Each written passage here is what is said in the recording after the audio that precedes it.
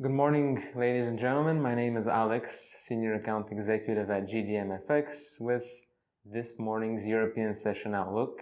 In the North American markets, we had two events yesterday, more important ones.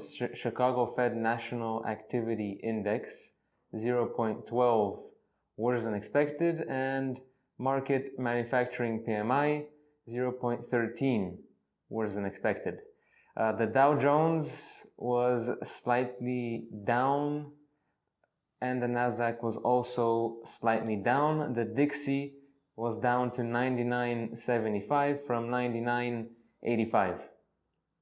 Tier 2 events, GDP index for the third quarter, GDP annualized for the third quarter, personal consumption expenditure prices quarter on quarter, core personal consumption expenditure prices quarter on quarter, S&P Case-Shiller home price indices year on year, and the last event for today is from Canada, the Bank of Canada review.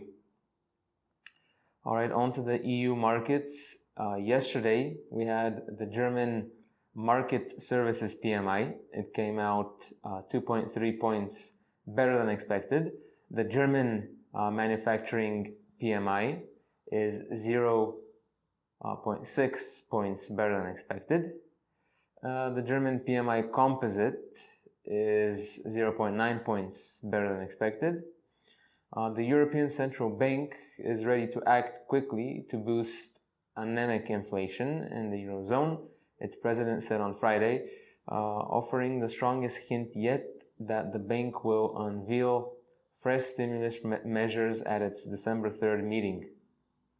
Mario Draghi highlighted changes to the ECB's asset purchase program and deposit rate as possible tools to stop inflation from falling further below its target of just under 2%.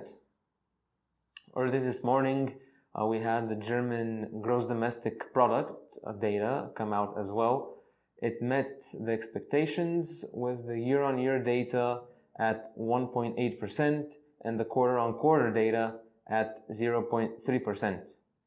We'll also be expecting IFO's current assessment, business climate, and expectations all from Germany today. In the UK, stocks in the UK fell for the first time in 6 days yesterday, as commodity producers felt the weight of falling prices for metals and oils. The UK's FTSE 100 finished 0.5% lower at 6,305.49, its first loss after a 5-session run of advances. Inflation hearings are set to be held for the UK today, and with the event having been delayed for 2 consecutive weeks, markets are already beginning to price in the weak data expected to be released.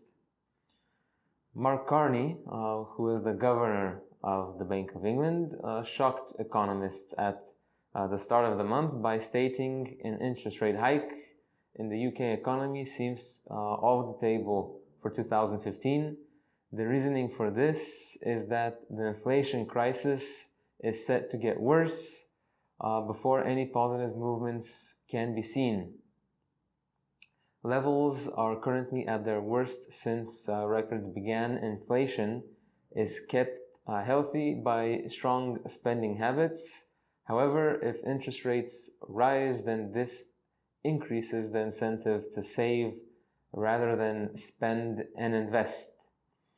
Inflation hearings have been called as a result for the Bank of England to answer the government's Treasury Committee as to why the outlook has suddenly become so negative, or to ask why the public was not informed earlier. The GBP against the euro rates will come under significant pressure. Alright, on to the Asian and the Pacific markets. The yen and the Aussie reversed course slightly on Tuesday, with Asia with solid Japanese manufacturing data and comments in a letter released by the Federal Reserve Chief in focus. The yuan traded near a 12-week low on signs China will prevent big swings in the currency before the International Monetary Fund makes a final decision on whether to grant it reserve status. In the Pacific, Australia's dollar is this month's best performing major currency. The Aussie has been battered over the past year, sliding 17%, with investors selling as concern about Chinese slowdown dented raw material prices. The Australian dollar has broken free of that link to commodities this month, moving higher even as Australia's key export iron ore dropped 10% since October 30th. Australia is not just an exporter of bulk commodities, but an exporter of tourism and education and financial services, and all of those things are doing better because the currency has been weaker, strategists said. We'll be focusing on Royal Bank of Australia's Glenn Stevens speech today.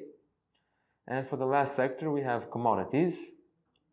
Oil futures erased heavy losses to turn solidly higher Monday after a news report said Saudi Arabia was willing to cooperate with fellow producers to stabilize prices.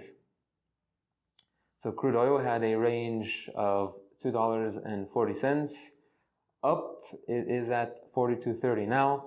Gas had a 17-cent range, again up at $21.49 now. Alright everybody, thank you for the attention. My name is Alex. This was today's European Session Outlook. I'll see you next time. Goodbye.